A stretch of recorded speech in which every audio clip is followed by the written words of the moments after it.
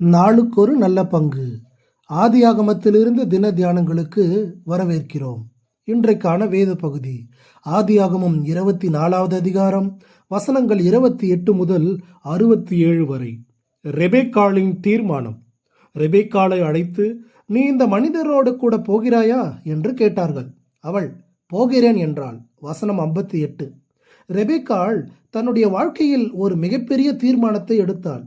அவள் விசுவாசத்துடன் அந்த மனிதனின் பேச்சை நம்பி இதுவரையிலும் ஒருமுறை கூட பார்த்திராத ஈசாக்குடன் வாழ்வதற்கு போக வேண்டும், இல்லையேல் தன் வீட்டிலே இருக்க வேண்டும். தன் தாய் மற்றும் சகோதரன் மூலமாக ஒரு தடை அவளுக்கு வந்தது. 10 நாளாகிலும் பெண் எங்களோடு இருக்கட்டும், பிற்பாடு போகலாம். குடும்ப பாசம் தாமதிக்க வைத்தல் போன்ற தடைகள் நம்முடைய விசுவாச வாழ்க்கையிலும் ஏற்படலாம். ஈசாக்குக்கு சொந்தமாக வீடு கூட கிடையாதாமே, ஒரு நாடோடியைப் போல கூடாரத்தில் குடியிருக்கிறானாமே என்று கூட சொல்லியிருக்கலாம். ஆனால் ரெபேக்காள் ஆபிரகாமின் வேலைக்காரனுடைய வார்த்தையை நம்பினாள்.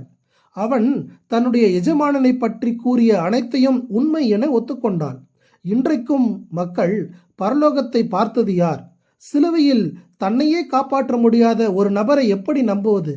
இவை போன்ற காரணங்களை சொல்லி கிறிஸ்துவை புறக்கணிக்கிறதை காண்கிறோம். இந்த உலகம் லாபானைப் போலவே பல்வேறு காரணங்களை சொல்லி நம்மை தடை பண்ணும். ஆனால் பொருளாதார ஆசீர்வாதங்களை காட்டினால் லாபானைப் போல பெற்றுக்கொள்ள விரைந்து ஓடும். கர்த்தரை கண்டறியத்தக்க சமயத்தில் அவரை தேடுங்கள் என்று ஏசாயா 55:6 கூறியிருக்கிறார். குடும்பத்தார் சொல்லியும் நான் போகிறேன் என்று அவள் எடுத்த தீர்மானம் பெரியது. அவரை நீங்கள் காணாமல் இருந்தும் அவரிடத்தில் அன்பு கூறுகிறீர்கள். இப்பொழுது அவரை தரிசியாமல் இருந்தும் விசுவாசம் வைத்து சந்தோஷமுள்ளவர்களாய் களி கூறுகிறீர்கள் என்று பேதுரு 1 வியந்து எழுதுகிறார். அவளுடைய விசுவாசம் மந்தை மேய்க்கிற பெண்ணாயிருந்த அவளை ஈசாக்கின் மனைவியாகவும் 2 மிகப்பெரிய இனங்களுக்கு தாயாகவும் மாற்றியது.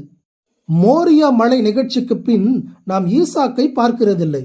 இப்பொழுது தன் மணவாட்டியை அழைத்து செல்லும்படி ஈசாக்கு மீண்டும் காட்சிக்கு வருகிறான். நமக்காக சிலுவையில் மரித்த கிறிஸ்து இப்பொழுது பரலோகத்தில் இருக்கிறார். ஒரு நாள் சபையாகிய மணவாட்டியை சந்திக்கும்படி வானத்தில் வருவார். அப்பொழுது நம்முடைய ஆத்ம மணாளுடன் நாம் என்றென்றைக்கும் இருப்போம். அதுவரைக்கும் ஒரு கற்புள்ள கன்னிகையாக அவர் மீது அன்பு கூறுவோம். ஈசாக்கு ரெபேக்காளை தன் தாய் வசித்த கூடாரத்துக்கு அழைத்து சென்று அவளை மனைவியாக்கி நேசித்தான். தாயின் அன்பை நினைத்து மறக்க முடியாமல் தவித்த அவனுக்கு ரெபேக்காள் ஆறுதல் தந்தாள். கோழி தன் குஞ்சுகளை காக்கும் வண்ணமாக யூதர்களை காக்கும்படி கிறிஸ்து மனதாய் இருந்தார். அவர் எருசலேமுக்காக கண்ணீர் விட்டார். சொந்த மக்களாகிய அவர்களோ அவரை புறக்கணித்தார்கள். முடிவாக சிலுவையில் அறைந்து கொன்றார்கள். இப்பொழுது அவர்கள் விசுவாசத்தில் உயிரற்ற நிலையில் இருக்கிறார்கள். ஆனால் புறஜாதிகளுக்கு வாசல் திறக்கப்பட்டது. ரட்சிப்பு நமக்கு வந்தது. தூரமாயிருந்த நாம் அவர் அருகில் வரவழைக்கப்பட்டோம். கிறிஸ்து நம்மை நேசிக்கிறார். ஆகவே நாமும் அவரை நேசிப்போம். அவருடைய அன்புக்கு பாத்திரமாய் நடந்து கொள்வோம். ஆண்டவரே, முழு மனதோடும் முழு ஆத்மாவோடும் முழு பலத்தோடும் அன்பு கூற உதவி செய்வீராக. ஆமேன்.